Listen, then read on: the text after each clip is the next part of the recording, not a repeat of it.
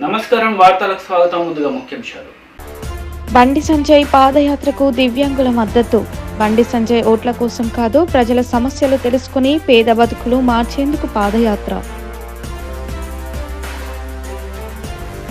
అసంఘటిత రంగంలోని కార్మికులకు మేలు చేసే విషయంలో రాజకీయాలకు అతీతంగా వ్యవహరించాలని సూచించిన కేంద్ర పర్యాటక శాఖ మంత్రి కిషన్ రెడ్డి.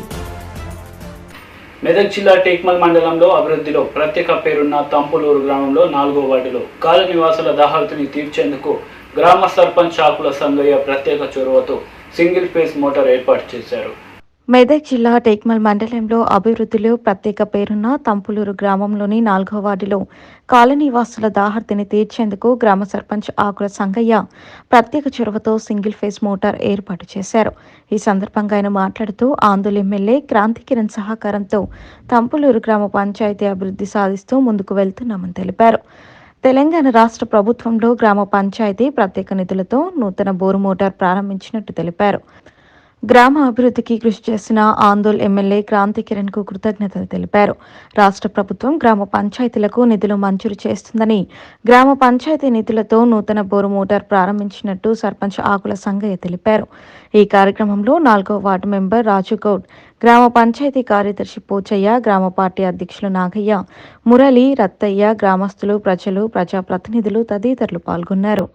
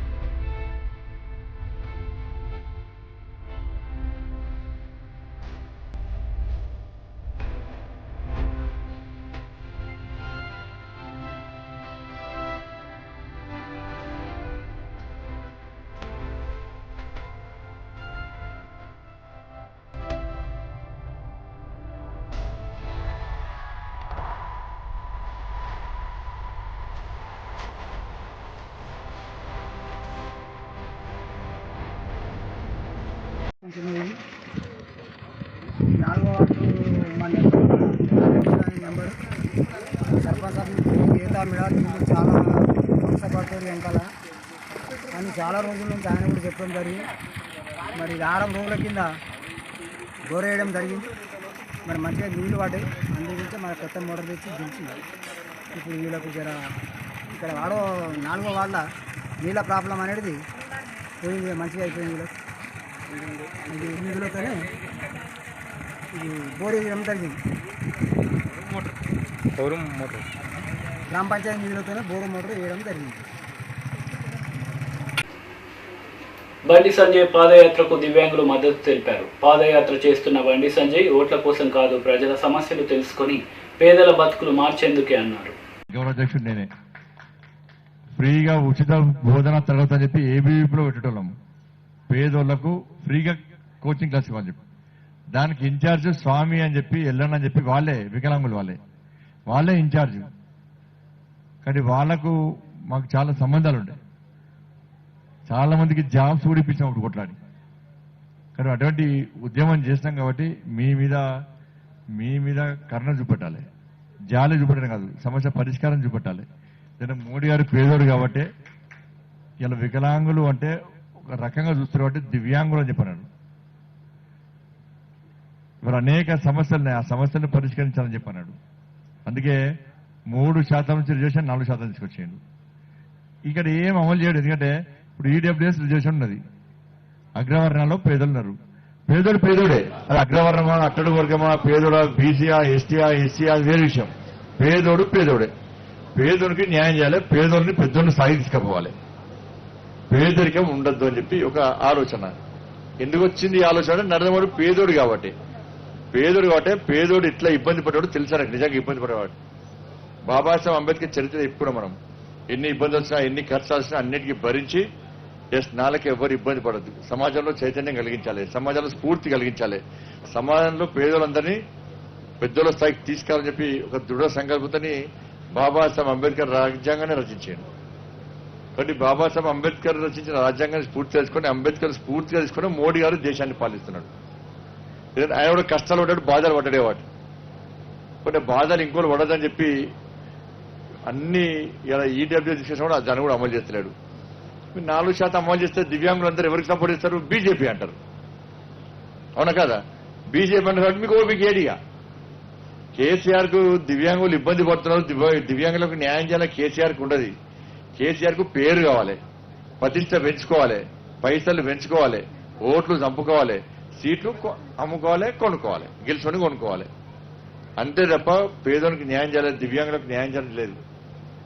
మళ్ళా ఏమనంటే మోడీ మోడీ మోడీ పువ్వు పువ్వు అంటారని చెప్పి ఇవాళ మీకు న్యాయం చేసే పరిస్థితి లేదు. ఇవాళ 1,40,000 ఇల్లు ఇచ్చాడు తెలంగాణ రాష్ట్రానికి.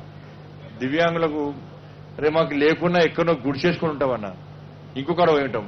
ఇలా అక్కయ్య ఫోటో దిగడానికి వచ్చి నాకే బాగా అనిపించింది. నేనే గోపడ్డా. ఫోటో దిగడం కాళ్ళు కాలుతున్నాయట. ఫోటో దిగడం ముఖ్యం కాదు. నాకు ఫోటోలు అవసరం లేదు. నాకు ఫోటోలు వస్తే నాకు పేరు అవసరం లేదు. నాకు సమస్య పరిష్కారం కాబట్టి కొట్లాడాలి. నాకు కొట్లాడమే షోక్ నాకు బాగా. వాళ్ళు రోడ్డు నడుస్తున్నారు. ఇవాళ వాళ్ళ పరిస్థితి ఏంది? ఒక నిలువ నీడ లేకుంటే వాళ్ళు ఏడవై ఉండాలి. ఇలా 1,40,000 ఇల్లు ఇస్తే మాకు ఇయ్యకపోయి సకలాంగులకు ఇయ్యకు. కానీ దివ్యాంగులను గుర్తించి దివ్యాంగులకు నువ్వు ఇల్లు ఇవ్వచ్చు కదా. నేను ఇప్పుడు చెప్తాను, మీరు అడుగుర్రి. దివ్యాంగులది ఎంతనో లెక్క ఏమని చెప్పు. మీరు అడగాలి, డిమాండ్ చేయండి కేసీఆర్ను. దివ్యాంగులు నిలువ నీడలేని దివ్యాంగులు ఎంతమందో కేసీఆర్ గుర్తించు. ఆ వాళ్ళందరికీ కేంద్ర ప్రభుత్వం నుంచి ప్రధానమంత్రి ఆవాస్ యోజన కింద ఇళ్లను శాంక్షన్ చేసుకొచ్చే బాధ్యత నాది. ఇవన్నీ పక్కటి. నువ్వు 1,40,000 ఇల్లు దొబ్బిపో. 1,40,000 ఇల్లు కట్టుమని చెప్పి మోడీ గారు ఇస్తే ఈయన కట్టకుండా కేంద్ర మంత్రి లేఖ రాసిన ఒకటి.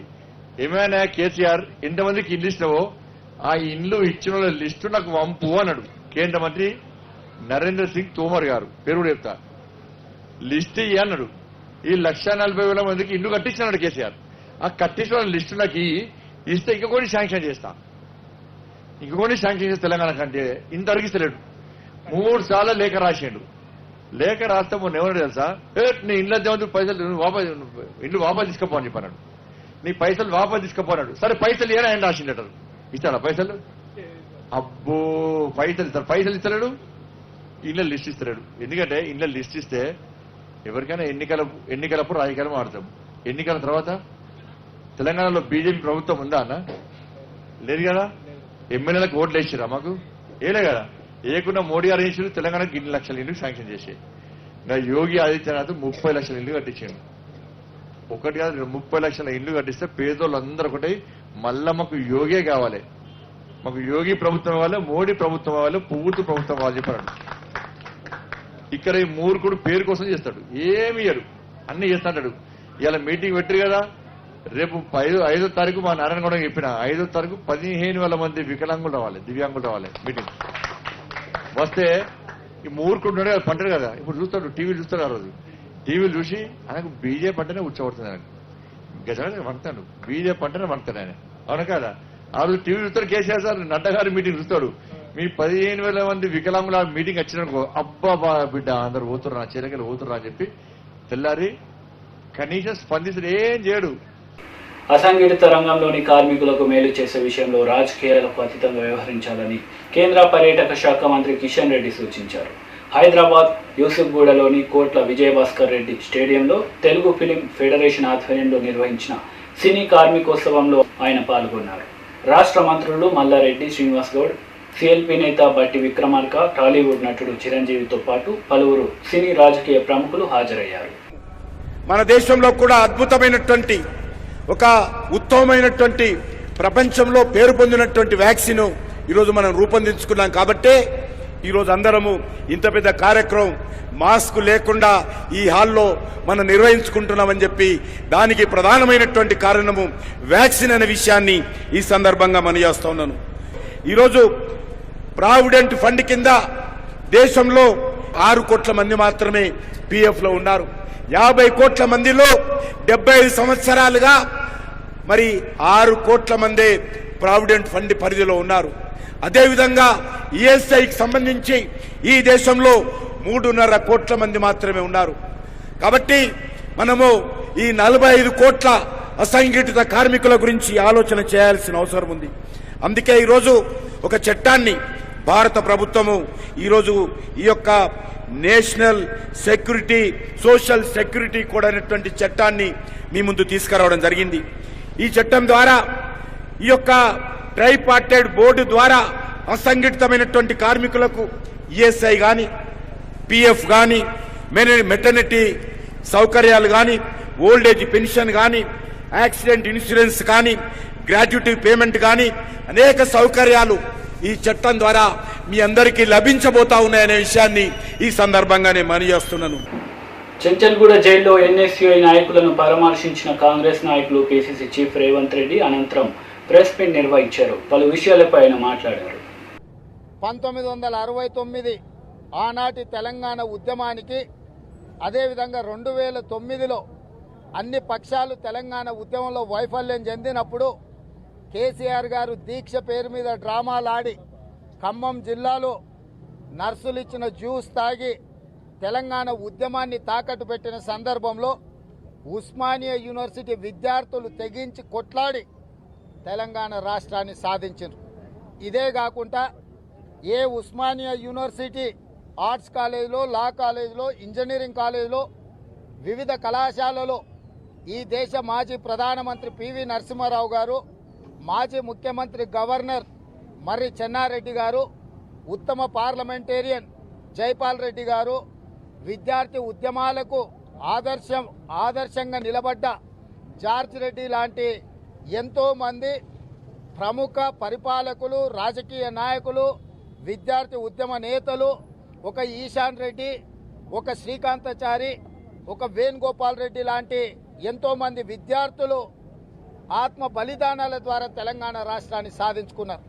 అలాంటి తెలంగాణ రాష్ట్ర సాధనలో అత్యంత క్రియాశీలక పాత్ర పోషించిన Osmania university arts college, law college మైదానాన్ని, అక్కడి లైబ్రరీని, 100 సంవత్సరాలు పూర్తి చేసుకున్న యూనివర్సిటీని సందర్శించడానికి అక్కడి విద్యార్థులతో మమేకమై వాళ్ళకున్న పరిస్థితులు, అక్కడ ఉన్న వసతులు, UGC నిధులు సరైన విధంగా విడుదల అవుతున్నాయా లేదా, అక్కడ విద్యకు అవసరమైన యూనివర్సిటీ సిబ్బంది కానీ, అసిస్టెంట్ ప్రొఫెసర్లు, అసోసియేట్ ప్రొఫెసర్లు వీళ్ళందరి నియామకాలు సరైన విధంగా జరుగుతున్నాయా లేదా, విద్యార్థులతో మమేకమయ్యి వాళ్ళని కనుక్కొని వాళ్ళ సమస్యల మీద రాబోయే పార్లమెంట్ సమావేశాలలో నరేంద్ర మోడీ గారిని నిలదీసి ఉస్మానియా యూనివర్సిటీకి అవసరమైన నిధులను మంజూరు చేయించడానికి యూనివర్సిటీ పర్యటనను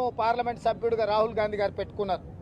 ఈ సందర్భంగా రాహుల్ గాంధీ గారి పర్యటన వివరాలు తీసుకొని మా శాసనసభ్యులు, పార్టీ నాయకులు జగ్గారెడ్డి గారు వైస్ ఛాన్సలర్ గారిని కలిసి విజ్ఞప్తి చేయడం జరిగింది.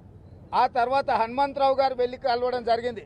ఆ తర్వాత యూనివర్సిటీలో ఉండే చాలామంది విద్యార్థి సంఘాలు, రాజకీయ పార్టీలకు అతీతంగా SC, ST, మైనారిటీ, బలహీన వర్గాలకు సంబంధించిన విద్యార్థి ఉద్యమకారులు, విద్యార్థి సంఘాల నేతలు రాహుల్ గాంధీ గారిని ఆహ్వానిస్తూ రాహుల్ గాంధీ గారిని అక్కడ వచ్చి ఆ SC, ST, మైనారిటీ, బలహీన వర్గాల విద్యార్థులతోని ఇంటరాక్ట్ అవ్వడానికి అవసరమైన ఏర్పాట్లు చేయాల్సిందిగా ఆ కార్యక్రమాలలో ముందుండి యూనివర్సిటీ ప్రతిష్ట పెంచాలి అని చెప్పి యూనివర్సిటీ వైస్ ఛాన్సలర్కు ఈ విద్యార్థి సంఘ నేతలు వినతి పత్రం ఇచ్చారు.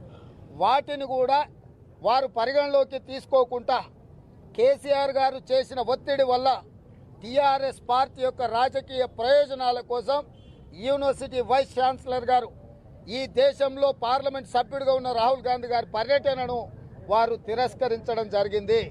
స్పష్టంగా మా ఎన్ఎస్యుకి సంబంధించిన విద్యార్థి నాయకులు యూనివర్సిటీ వైస్ ఛాన్సలర్ గారిని కలిసి ఇది రాజకీయాలకు రాజకీయ పార్టీలకు అతీతంగా ఒక విద్యను అందించే విద్యా వ్యవస్థ 100 సంవత్సరాలు పూర్తి చేసుకున్న యూనివర్సిటీలో ప్రధానమంత్రులు, గవర్నర్లు, ముఖ్యమంత్రులు, ఉద్యమకారులు మంచి మంచి విద్యార్థులను ఈ దేశానికి అందించిన యూనివర్సిటీని పార్లమెంట్ సభ్యుడిగా సందర్శించదలుచుకున్నారు. వారికి అనుమతి ఇవ్వండి, అవసరమైన ఏర్పాట్లు చేయండి అని మా కాంగ్రెస్ పార్టీ విద్యార్థి విభాగం ఎన్ఎస్యుఐ రాష్ట్ర అధ్యక్షుడు పల్మూర్ వెంకట్ యూనివర్సిటీ వైస్ ఛాన్సలర్ గారిని కలిసి విజ్ఞప్తి చేయడానికి వెళ్ళాడు. అక్కడికి వెళ్ళిన మా విద్యార్థి నాయకుల మీద పోలీసులు దౌర్జన్యం చేసి అన్యాయంగా దాడులు చేసి అక్రమ కేసులు పెట్టి ఈరోజు జైల్లో నిర్బంధించండు కేసీఆర్ గారు.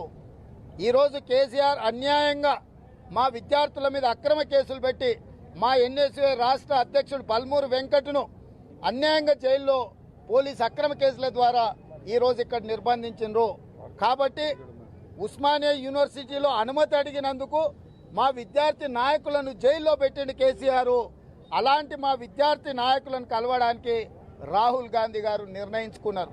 వాళ్ళను కలిసి వివరాలు సేకరించి వాళ్లకు గుండె ధైర్యాన్ని నింపి ఉద్యమ బాటను నడిపించాలని రాహుల్ గాంధీ గారు నిర్ణయించుకున్నారు. తెలంగాణ అంటేనే పోరాటాల గడ్డ, తెలంగాణ అంటే ఆత్మ గౌరవం కోసం తల తెగిపడ్డా వెనక్కి జరగకుండా పోరాటం చేసిన స్ఫూర్తి ఉంది ఆ యూనివర్సిటీలో. అక్కడి గాలి, అక్కడి మట్టి, అక్కడి నీరు పోరాట స్ఫూర్తినిస్తుంది. అలాంటి పోరాట స్ఫూర్తితోని ఈరోజు అరెస్ట్ అయి జైల్లో ఉన్న మా విద్యార్థులను కలిసి తెలంగాణ సమాజానికి రాహుల్ గాంధీ గారు విజ్ఞప్తి చేయదలుచుకున్నారు. ఇట్లాంటి అక్రమ అరెస్టులు, నిర్బంధాల ద్వారా ప్రజా ఉద్యమాలను కేసీఆర్ గారు నియంత్రించలేరు. ఒకవేళ కాంగ్రెస్ అధికారంలో ఉన్నప్పుడు తెలంగాణ ఉద్యమంలో అడపదడప పాల్గొన్న టీఆర్ఎస్ నాయకులను ఈ విధంగా మేము అణచేసినుంటే ఇవాళ కేసీఆర్, కేటీఆర్, హరీష్ రావు గారు, కవిత గారు, సంతోష్ గారు కనీసం తెలంగాణ ముఖ చిత్రం మీద కనిపించుండే వాళ్ళు కాదు. మేము ఈరోజు ఆనాడు ప్రజాస్వామ్యయుతంగా ఉద్యమకారులను అనుమతించినాం కాబట్టే ఇవాళ తెలంగాణ రాష్ట్రం వచ్చింది. తెలంగాణలో టీఆర్ఎస్ నాయకులు, కేసీఆర్ కుటుంబము విలాసవంతమైన జీవితం గడుపుతున్నారు. అలాంటిది ఉద్యమాల నుంచి వచ్చినామని చెప్పుకునే టీఆర్ఎస్ దుర్మార్గులు విద్యార్థులను అరెస్ట్ చేసి అక్రమంగా జైల్లో నిర్బంధించారు. అందుకే రాహుల్ గాంధీ గారు ఈ చెంచల్గూడ జైలుకు వచ్చి మా విద్యార్థి నాయకులను కలిసి వాళ్లకు అండగా నిలబడి. ఒంగోలు రిమ్స్ దగ్గర ఉద్రిక్తత చోటు చేసుకుంది. టీడీపీ ఎమ్మెల్యే స్వామిని అరెస్ట్ చేశారు పోలీసులు. పోలీసులను అడ్డుకున్న టీడీపీ కార్యకర్తలు పోలీసులకు మధ్య తోపులాట జరిగింది. తోపులాటలో ఎమ్మెల్యే స్వామికి గాయాలయ్యాయి. రేపల్లె బాధితురాలిని పరామర్శించేందుకు వెళ్లిన ఎమ్మెల్యే స్వామిని అడ్డుకున్నారు పోలీసులు. ఒంగోలు టీడీపీ నేతలను వాహనంలోకి ఎక్కించేందుకు ప్రయత్నించారు పోలీసులు. వాహనంలోకి ఎక్కించే క్రమంలో ఎమ్మెల్యే స్వామి కాలికి గాయమైంది.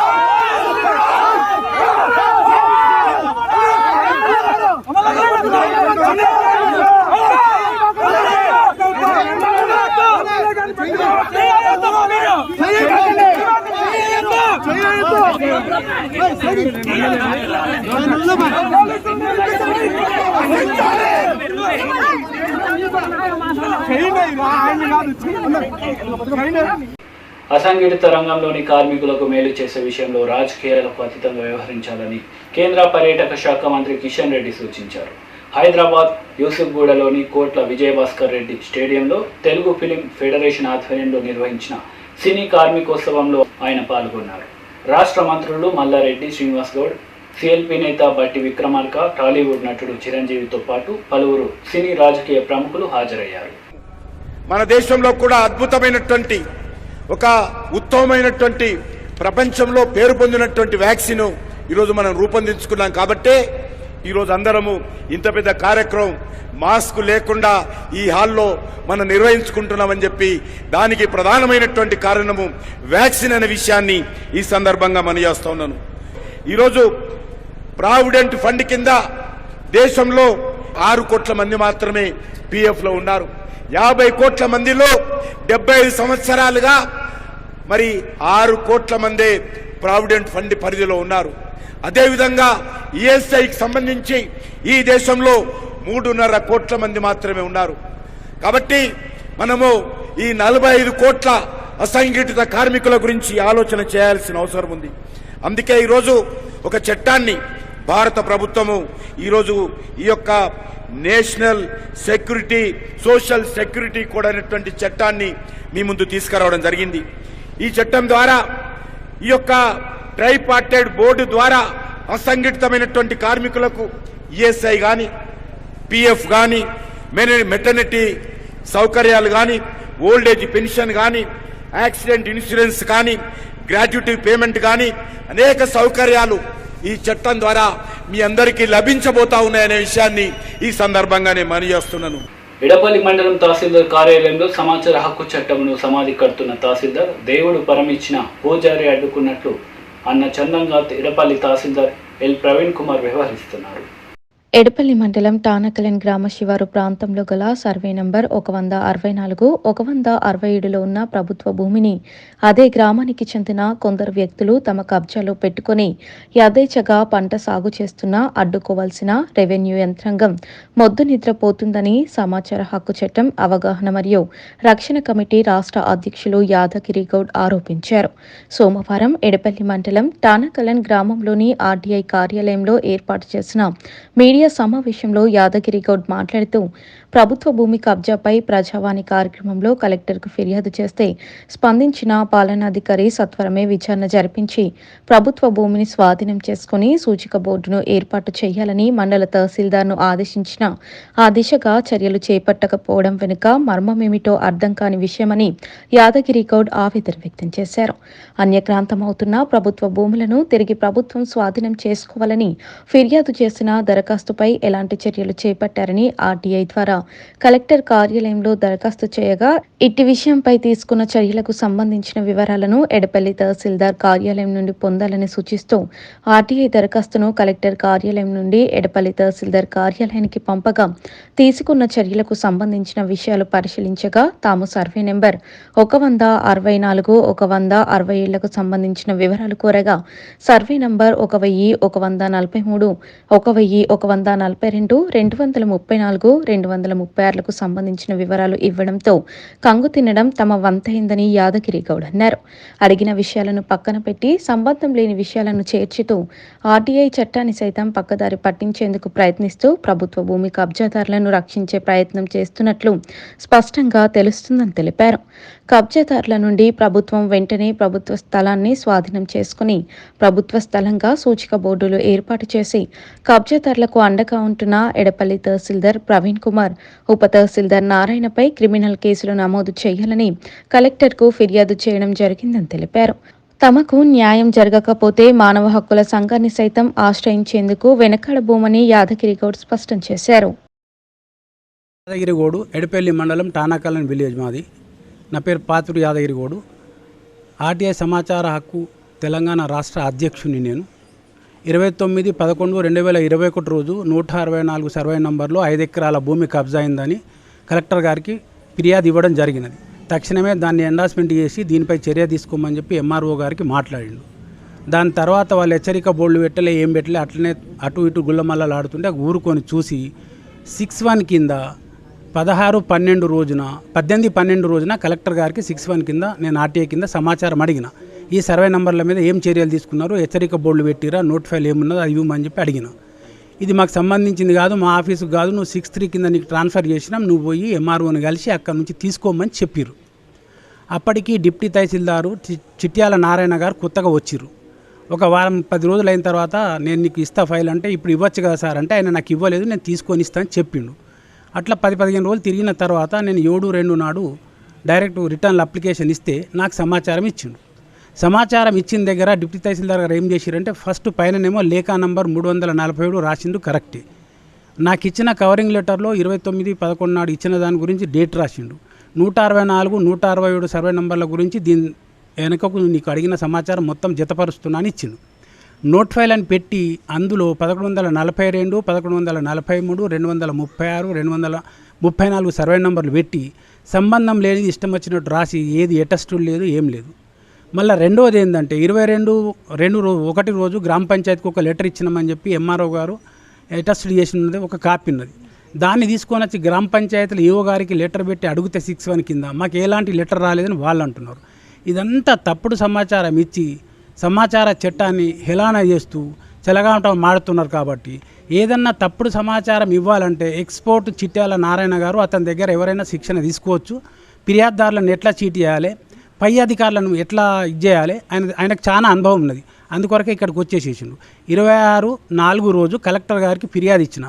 ఏమనంటే, ఈ సమాచార చట్టాన్ని ఎలాన చేసిన వారిపై క్రిమినల్ కేసు చేయడానికి సంబంధిత పోలీస్ స్టేషన్కు ఆదేశాలు జారీ చేస్తూ వాళ్ళపై శాఖాపరమైన చర్యలు తీసుకోగలరని చెప్పి ఇచ్చిన. కలెక్టర్ గారికి ఒకటి ఇచ్చిండు, నేను అడిగితే ఒకటి ఇచ్చిండు, ఆర్డీఓ గారికి అసలే ఇవ్వలేదు. రెండో విషయం ఏంటంటే, కలెక్టర్ గారు ఎండార్స్మెంట్ చేసిన లెటర్ మీద ఖచ్చితంగా కలెక్టర్ గారికి ఇవ్వాలి. కలెక్టర్ ఆఫీస్ నుంచి ఏమొచ్చింది, మాకేం రాలేదని వచ్చింది. అంటే ఎంత అలకగా అయిపోయింది. ఆర్టీఐకి విలువ లేదు, నా భూ కబ్జాదారులు చేసిన దాని మీద చర్యలు లేవు. ఎంఆర్ఓ గారు ఇష్టం వచ్చిన ఆటలు ఆడుతున్నారు, ఆయనదే రాజ్యం నడుస్తున్నది. కాబట్టి తక్షణమే దీని మీద చర్యలు తీసుకొని వీళ్ళపై పోలీస్ కేసు చేయాలని చెప్పి డిమాండ్ చేస్తున్నాం. అంతే. మెదక్ జిల్లా టేక్మల్ మండలంలో అభివృద్ధిలో ప్రత్యేక పేరున్న తంపులూరు గ్రామంలో 4వ వార్డులో కాలనీ నివాసుల దాహార్తిని తీర్చేందుకు గ్రామ సర్పంచ్ ఆకుల సంగయ్య ప్రత్యేక చొరవతో సింగిల్ ఫేస్ మోటార్ ఏర్పాటు చేశారు. మెదక్ జిల్లా టేక్మల్ మండలంలో అభివృద్ధిలో ప్రత్యేక పేరున్న తంపులూరు గ్రామంలోని 4వ వార్డులో కాలనీ వాసుల దాహార్తిని తీర్చేందుకు గ్రామ సర్పంచ్ ఆకుల సంగయ్య ప్రత్యేక చొరవతో సింగిల్ ఫేస్ మోటార్ ఏర్పాటు చేశారు.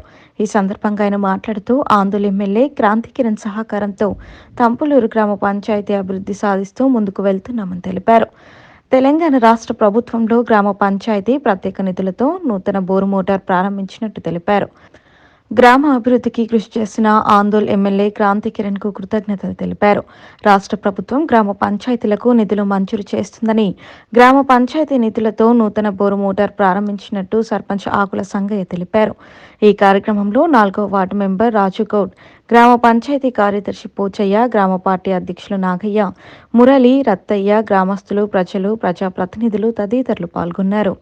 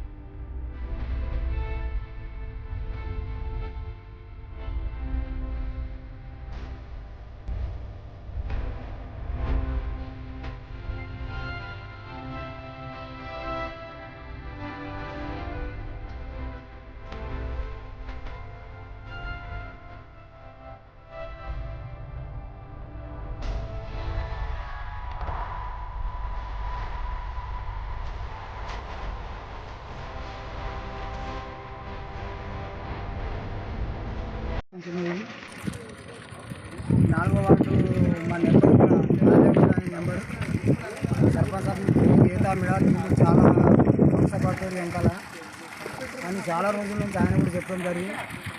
మరి 6 రోజుల కింద గోరేయడం జరిగింది. మరి మంచిగా నీళ్ళు పడ్డాయి. అందుగురించి మన కొత్త మోటార్ తెచ్చి దించి ఇప్పుడు వీళ్ళకు జర ఇక్కడ 4వ వార్డులో నీళ్ళ ప్రాబ్లం అనేది పోయింది, మంచిగా అయిపోయింది. వీళ్ళకి ఇందులోనే ఇది బోర్ వేయడం జరిగింది. గ్రామ పంచాయతీ నిధులతోనే బోరు మోటార్ వేయడం జరిగింది. వార్తలు ముగించే ముందు ముఖ్యాంశాలు మరోసారి. బండి సంజయ్ పాదయాత్రకు దివ్యాంగుల మద్దతు. బండి సంజయ్ ఓట్ల కోసం కాదు, ప్రజల సమస్యలు తెలుసుకుని పేద బతుకులు మార్చేందుకు పాదయాత్ర. అసంఘటిత రంగంలోని కార్మికులకు మేలు చేసే విషయంలో రాజకీయాలకు అతీతంగా వ్యవహరించాలని సూచించిన కేంద్ర పర్యాటక శాఖ మంత్రి కిషన్ రెడ్డి. ఈ వార్తలు ఇంతటితో సమాప్తం. తిరిగి ప్రసారమయ్యే వార్తలు మళ్ళీ కలుద్దాం. అంతవరకు సెలవు. నమస్తే.